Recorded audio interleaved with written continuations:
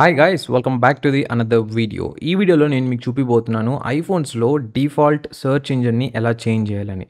మీరు చూసినట్లయితే ఐఫోన్స్లో మనకి సఫారీ అయితే డిఫాల్ట్గా అయితే ఉంటుందన్నమాట. బ్రౌజర్లోకి వెళ్ళినట్లయితే సో దీన్ని మనం గూగుల్ క్రోమ్లకైనా చేంజ్ చేయొచ్చు, లేదంటే యాహూ, డక్ డక్ గో, ఇలా డిఫరెంట్ అయితే ఉన్నాయన్నమాట. ఐఫోన్స్లోనే మనకి ఇన్బిల్ట్గా ఎటువంటి యాప్ అయితే ఇన్స్టాల్ చేయాల్సిన అవసరం లేకుండా.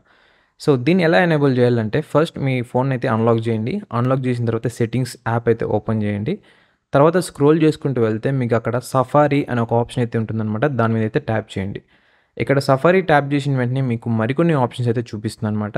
దాంట్లో మీకు సెర్చ్ ఇంజిన్ అని ఒక ఆప్షన్ అయితే ఉంటుంది. దాన్ని అయితే సెలెక్ట్ చేసుకోండి.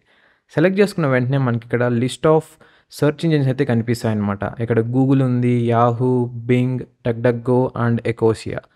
సో ఇక్కడ మీరు ఏది కావాలనుకున్నట్లయితే అది సెలెక్ట్ చేసుకోవచ్చు అనమాట.